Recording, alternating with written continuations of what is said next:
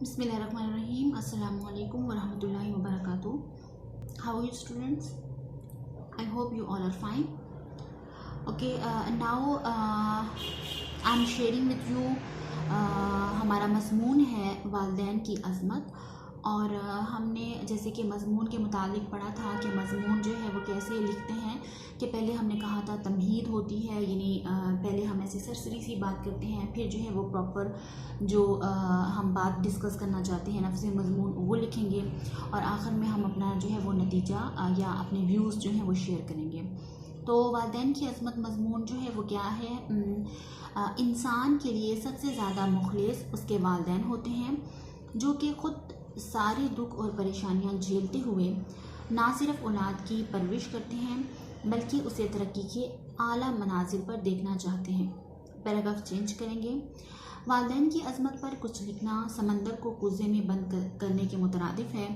वालिदैन की अज़मत का सबूत इससे बड़ा और क्या हो सकता है कि रब ने अपने इसमें जलालत के ज़िक्र के साथ वालिदैन की खिदमत का हुक्म दिया है।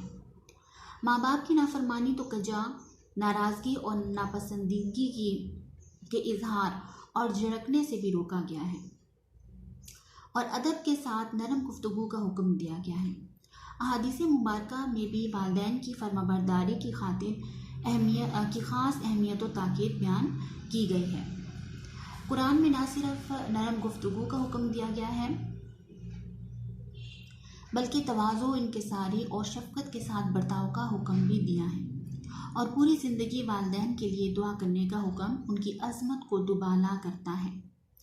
इसी तरह हदीस पाक में आता है, इन्वर्टेड कॉमास में हम लिखेंगे, अल्लाह ताला की रज़ामंदी वालिदैन की रज़ामंदी में है और अल्लाह की नाराज़गी वालिदैन की नाराज़गी में है। एक और जगह इरशाद नबी सल्लल्लाहु अलैहि वसल्लम है, जिस शख्स को ये पसंद हो कि उसकी उम्र दराज की जाए और उसके रिज़्क़ को बढ़ाया जाए, उसे चाहिए कि वो अपने वालिदैन के साथ अच्छा सलूक करे और रिश्तेदारों के साथ सिला रहमी करे। दीन इस्लाम ही वो वाहिद मज़हब है जिसने वालिदैन के मुताल्लिक़ कहा है कि जन्नत माँ के कदमों के नीचे है, इन्वर्टेड कॉमास में, और सेकंड है बाप जन्नत का दरमियानी दरवाज़ा है। अब यहाँ पर एक शेर हम मेंशन करेंगे, मुझको छाँव में रखा और ख़ुद भी वो जलता रहा, मैंने देखा एक फ़रिश्ता बाप की परछाई में। नेक्स्ट पैराग्राफ में हम लिखेंगे, एक और जगह फरमाया, एक सहाबी ने आप सल्लल्लाहु अलैहि वसल्लम से दरियाफ़्त किया, मेरे हुस्न सलूक का सबसे ज़्यादा हकदार कौन है। आप सल्लल्लाहु अलैहि वसल्लम ने 3 मरतबा फरमाया तुम्हारी माँ, और चौथी मरतबा फरमाया तुम्हारा बाप।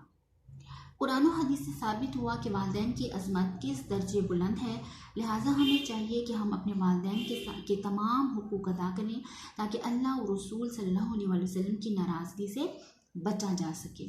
तो हमारा वालिदैन की अज़मत पर मज़मून कंप्लीट हुआ। तो आज का लेक्चर हमारा कंप्लीट हुआ।